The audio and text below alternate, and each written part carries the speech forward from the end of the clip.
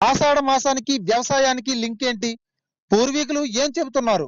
ఆషాఢ మాసంలో కొత్త దంపతులు ఎందుకు కలవకూడదు? ఈ విషయాలన్నీ పూర్తిగా తెలుసుకునే ముందు ఈ ఛానల్ ని సబ్స్క్రైబ్ చేసుకొని ఈ వీడియోని అయితే పూర్తిగా చూడండి. అప్పుడే మీకేంటంటే కంప్లీట్ గా ఇన్ఫర్మేషన్ అనేది తెలుస్తుంది. ఇక వీడియోలోకి వెళ్దాం. ఈ ఆషాఢం హిందూ చాంద్రమాన క్యాలెండర్ లో 4వ నెల. ఆషాఢ మాసం దక్షిణాయన పర్వ ఋతువులో జ్యేష్ఠ మాసం అమావాస్య మరుసటి రోజు పాడ్య తిథి నుంచి ప్రారంభం అవుతుంది. ఈ సంవత్సరం ఆషాఢ మాసం జూలై 6న ప్రారంభమై ఆగస్టు 4న ముగుస్తుంది. ఈ మాసంలో కొత్తగా పెళ్లైన మహిళలు తమ పుట్టింటికి వచ్చే సాంప్రదాయం ఉంది. ఆషాఢ మాసంలో కొత్తగా పెళ్లైన భార్యాభర్తలు కలిసి ఉండకూడదని అంటారు. అది ఎందుకో ఇప్పుడు మనం పూర్తిగా తెలుసుకుందాం. ఆషాఢ మాసంలో కొత్తగా పెళ్లైన భార్యాభర్తలు దూరంగా ఉంటారు. అందుకే ఈ సమయంలో నవవధువులు తమ పుట్టింటికి వెళ్లడం ఆనవాయితీగా మారింది. ఈ సమయంలో భార్యాభర్తలు గర్భం ధరిస్తే చైత్ర మాసంలో సంతానం కలుగుతుంది. అనగా ఏప్రిల్ నెలలో ఉష్ణోగ్రతలు ఎక్కువగా ఉంటాయి.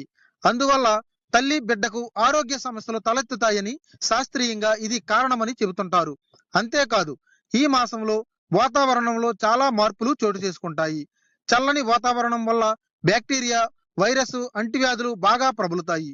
ఇలాంటి సమయంలో కొత్త పెళ్లి కూతురు గర్భం దాల్చాల్సి వస్తే పుట్టబోయే బిడ్డ మీద వాటి ప్రభావం ఉంటుందనేది శాస్త్రీయ నమ్మకం.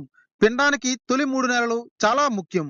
ఆ సమయంలోనే అవయవాలు ఏర్పడే ప్రక్రియ ప్రారంభం అవుతుంది. కాబట్టి ఈ నెలలో వధువు పుట్టింటిలో ఉండటమే క్షేమమని పెద్దలు ఆచారంగా పెట్టారు. దీన్ని అనారోగ్య మాసంగా పేర్కొంటారు. ఈదురుగాలులతో వర్షం కురుస్తుంది. కాలువల్లోనూ నదుల్లోనూ ప్రవహించే నీరు అపరిశుభ్రంగా ఉంటుంది. మలినాలతో కూడిన నీరు వల్ల అనారోగ్య సమస్యలు తలెత్తే అవకాశం ఉంది. ఇవన్నీ గర్భిణీ ఆరోగ్యంపై ప్రభావం చూపడంతో కడుపులో పిండం కూడా అనారోగ్యం బారిన పడుతుంది.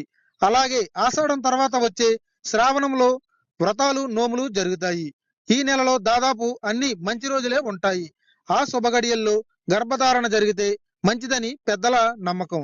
జన్మించిన సమయం కన్నా గర్భధారణ సమయం ముఖ్యమని పూర్వకాలంలో భావించేవారు. ఆషాఢంలో గర్భం దాల్చితే 9 నెలలకి అంటే చైత్రం పూర్తవుతుంది. అంటే నిండు వేసవిలో ప్రసవం జరుగుతుంది.